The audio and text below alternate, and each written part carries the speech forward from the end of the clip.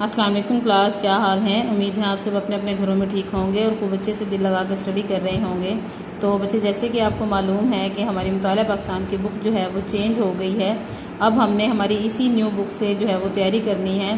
तो आज जो है वो हम हमारी बुक का सबसे पहला जो यूनिट है वो स्टार्ट करेंगे। तो हमारी बुक का जो सबसे पहला बाब है वो है पाकिस्तान की नज़रियाती असास। आज हम इसमें नज़रिया की तारीफ़, माखज़ और अहमियत जो है वो पढ़ेंगे। तो चलिए आए इसकी रीडिंग स्टार्ट करते हैं। बरसगीर में पाकिस्तान के नाम से एक आज़ाद रियासत का क़याम 20वीं सदी का अहम तरीन वाक़या है। इस वाक़े के पीछे एक मज़बूत नज़रिया कार फरमा था। एक मज़बूत सोच जो थी वो कार फरमा थी। नज़रिया के लिए अंग्रेज़ी में आइडियोलॉजी का लफ्ज़ इस्तेमाल होता है। अब इसके बाद है नज़रिया की तारीफ़। लफ्ज़ नज़रिया अपनी तारीफ़ और मायने के लिहाज से इब्तदा ही से समाजी दानिश्वरों के दरमियान इख्तिलाफ़ राय का बाइस रहा है कि इनकी जो राय है इसमें इख्तिलाफ़ रहा है। मुख्तलिफ़ अदवार के मकातिब फ़िक्र और मुहक्किकीन ने इसे अपने अपने अंदाज़ में बयान किया है। मुख्तलिफ़ अदवार के मुख्तलिफ़ दौर के जो मकातिब फ़िक्र होता है बच्चे कि मुख्तलिफ़ लोगों का एक साथ मिलकर गौर व फ़िक्र करके ख़त व किताबत करना, और मुहक्किकीन कहते हैं तहकीक करने वालों को। तो इन मुहक्किकीन और मकातिब फ़िक्र ने इसे अपने अपने अंदाज़ में बयान किया है। अब मायने के लिहाज से नज़रिया से मुराद सोच या मकसद है, जबकि इस्तिलाही मानों में नज़रिया की तारीफ़ इस तरह भी की जा सकती है कि इस्तिलाही मायनों में इसकी तारीफ़ जो है वो हम इस अंदाज से भी कर सकते हैं। किस तरह?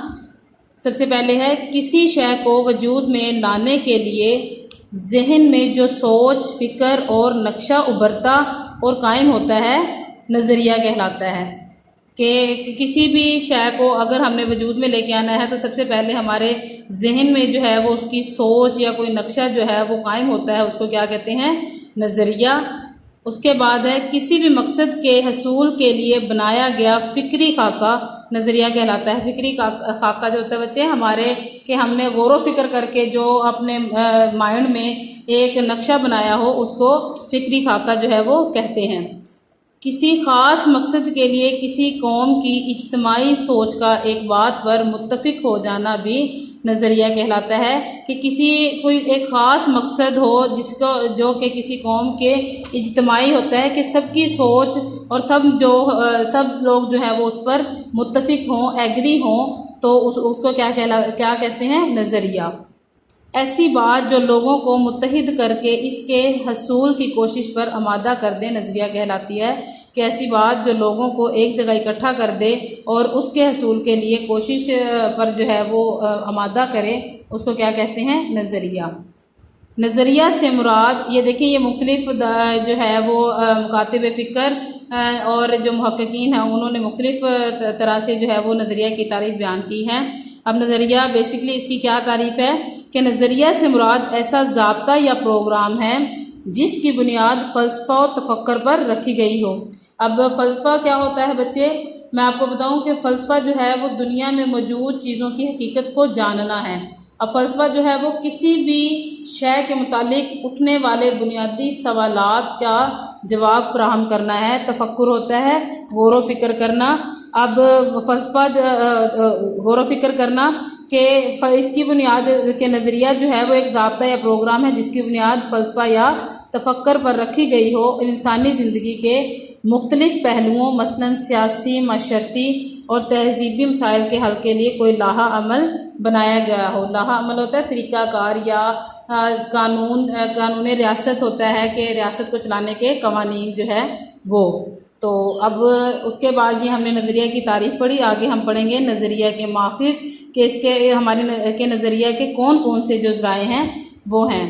यहाँ पर नज़रिया के माखज़ दर्ज झैल हैं। सबसे पहला है मुश्तरका मज़हब के मुश्तरका मज़हब जो है वो शरीक किया हुआ कि कौन सा कॉमन जो हमारा मज़हब है वो कौन सा था। मज़हब महज इबादात का मजमुआ नहीं होता बल्कि वो किसी कौम की पूरी माशरती ज़िंदगी को मुतासिर करता है। 19वीं सदी में बरसगीर पाको हिंद में कई हिंदू तहरीकों मसलन आर्य समाज और ब्रह्मो समाज वगैरह ने जन्म लिया, जिनका मकसद हिंदुइज़्म की अशात और मुसलमानों को नीचा दिखाना था। आर्य समाज के बानी पंडित दयानंद सरस्वती ने तो हद कर दी थी। अब इसने क्या किया था कि इसने शुद्धि के नाम से एक प्रोग्राम शुरू किया, जिसका मकसद गैर हिंदुओं को ज़बरदस्ती हिंदू यानी शुद्धि हिंदू जहन के मुताबिक साफ बनाना था। ब्रह्मो समाज का बानी राजा राम मोहन राय भी मुस्लिम दुश्मनी में मुसलमानों के ख़िलाफ़ तकारीर करता था। अब बच्चों मैं आपको बताती हूँ ब्रह्मो क्या होता है। ये जो है वो हिंदुओं की ज़ात है। क्या जैसे कि आपको मालूम है कि हिंदुओं को जो है वो हिंदुओं की 4 ज़ात हैं। कौन कौन सी हैं? एक है ब्राह्मण, उसके बाद है शूद्र, फिर है वैश्य और थर्ड जो है वो है शूद्र। तो जो ब्राह्मण है वो उसका काम जो था वो सबसे ऊंची जात जो है वो जानी जाती है, जिसका काम तालीम और तरबियत और दिमागी कामों को अंजाम देना है। तो उसके बाद जो इसके राजा थे राजा मोहन राय भी मुस्लिम दुश्मनी के लिए मुसलमानों के ख़िलाफ़ जो है वो तकरीरें करता था। कांग्रेसी दौर हुकूमत 1937 से 1947 तक इस ख्याल को मज़ीद पुख्ता कर दिया कि मुत्तहिदा हिंदुस्तान में मुसलमानों के लिए अपनी मजहबी शनाख्त और पहचान को बरकरार रखना जो है वो मुश्किल होता जा रहा है। तो ये जो था मज़हब के बारे में था। हमारा सबसे पहला जो माखिज़ था वो था मुश्तरका मज़हब। उसके बाद सेकंड हमारा है मुश्तरका सियासी मकासद के हमारे मुश्तरका सियासी मकासद जो हैं वो कौन कौन से थे। मुश्तरका सियासी मकासद की बदौलत दुनिया की कई अक़वाम ने अपनी आज़ादी की जद्दोजहद की। अंग्रेज़ों की आमद से बरसगीर पाक व हिंद में जमहूरियत का तसव्वुर उभरा, जिसमें हुकूमती नुमाइंदों का इंतखाब वोट के ज़रिए अमल में आना था। आबादी के लिहाज से मुसलमान बरसगीर पाक व हिंद में अक़लियत में थे, लिहाजा हुकूमत में मुसलमानों का हिस्सा भी थोड़ा था। नए सियासी निज़ाम ने जो शऊर दिया था, इसकी वजह से मुसलमानों का तशख़्ख़ुस उभरने लगा। तशख़्ख़ुस होता है शनाख्त उभरने लगी कि जो नया सियासी निज़ाम था उसने जो शऊर दिया उससे मुसलमानों की शनाख्त जो है वो उभरने लगी। उसके बाद हमारा थर्ड पॉइंट है मुश्तरका तालीमी मकासद के इसके मुश्तरका तालीमी मकासद हैं वो क्या थे। मुश्तरका तालीमी मकासद भी किसी कौम के नज़रिए के माखिज़ होते हैं। अंग्रेज़ों ने बरसगीर पर कब्ज़े के बाद ऐसा निज़ाम तालीम मुतारिफ़ कराया जिसमें अंग्रेज़ी ज़ुबान को मरकज़ी हैसियत हासिल थी। कि पाकिस्तान बनने से पहले अंग्रेज़ों ने जो है वो कौन सा निज़ाम मुतारिफ़ कराया था कि जिसमें अंग्रेज़ी ज़ुबान को है वो मरकज़ी हैसियत हासिल थी। इस पर मुस्लिम उलमा ने रद्द अमल का इजहार करते हुए अंग्रेज़ी ज़ुबान सीखने को खिलाफ़ इस्लाम करार दिया। कि मुस्लिम उलमा जो थे उन्होंने कहा कि अंग्रेज़ी सीखना जो है वो इस्लाम के ख़िलाफ़ है। बेशतर मुसलमानों ने नए निज़ाम तालीम को रद्द कर दिया कि बहुत ज़्यादा मुसलमानों ने जो है वो इस अंग्रेज़ी का जो निज़ाम तालीम था उसको रद्द कर दिया।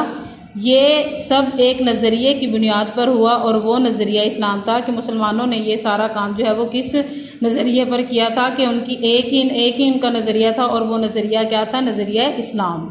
उसके बाद हमारा फोर्थ जो यूनिट है 4 हमारा जो पॉइंट है वो है मुश्तरका माशी मकासद। अब मुश्तरका माशी मकासद जो हैं वो क्या थे? मुश्तरका माशी मकासद भी किसी कौम के नज़रिए के माखिज़ होते हैं।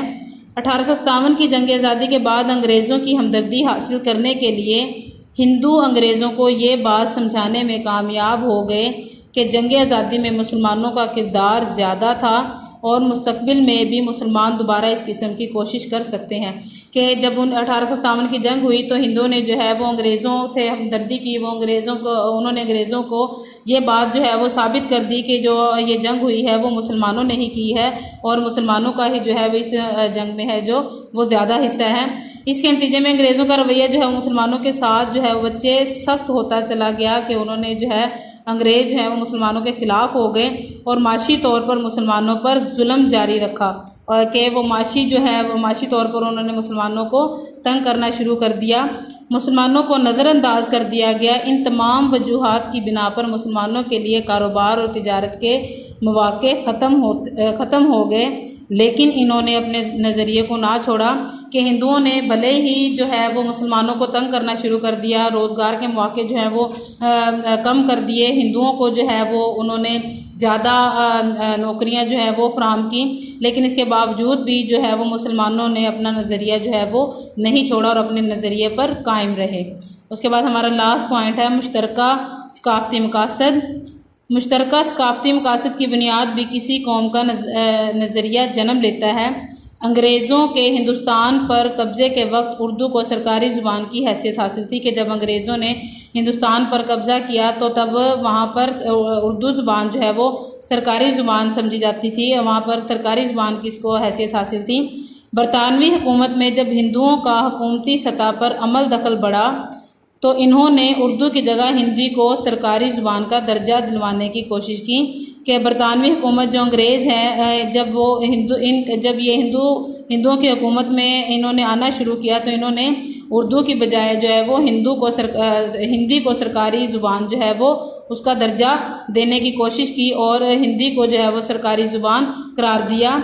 उर्दू क्योंकि अरबी रज़्मुल हज़् में लिखी जाती थी, लिहाजा इसे इस्लाम और मुसलमानों के करीब तस्वुर किया जाता था कि उर्दू बच्चे क्योंकि रस्मुल हज़ होता है लिखने का तरीका के सादा तरीन अज्जा में लिखी जाती थी, लिहाजा इसे इस्लाम और मुसलमानों के करीब तस्वुर किया जाता था। जबकि हिंदी देवतागिरी रस्मुल हज़ में लिखी जाती थी, लिहाजा हिंदुओं ने उर्दू की जगह हिंदी को सरकारी ज़ुबान देने का मुतालबा कर दिया। मुसलमानों को हिंदी पढ़ने लिखने पर अबूर हासिल नहीं था। जाहिर सी बात है मुसलमान जो है वो उर्दू पढ़ना लिखना जानते थे, इसलिए जो है वो उनके लिए हिंदी पढ़ना जो है वो काफ़ी मुश्किल था। हिंदुओं के इस अमल ने मुसलमानों को ये सोचने पर मजबूर कर दिया कि वो मुत्तहिदा हिंदुस्तान में अपने तशख़्ख़ुस को मज़ीद बरकरार नहीं रख सकेंगे कि हिंदुओं के इस अमल से कि इन्होंने ज़ुबान जो है वो चेंज की, मुसलमानों को ये सोचने पर जो है वो मजबूर कर दिया कि मुसलमान जो है वो यहाँ पर रहकर अपनी अपनी जो शनाख्त है मुसलमानों की वो कायम नहीं रख सकते। तो बच्चे आज जो है वो हमने अपने नज़रिए के माखिज़ और नज़रिए की तारीफ़ जो है वो पढ़ी। अब आपने इसको बहुत अच्छे से याद करना है और याद करके नीट नोटबुक पे राइट करके ग्रुप में शेयर करना है। इंशाल्लाह नेक्स्ट लेक्चर में हम जो है वो नेक्स्ट पढ़ेंगे। तब तक के लिए इजाज़त दीजिए। अल्लाह।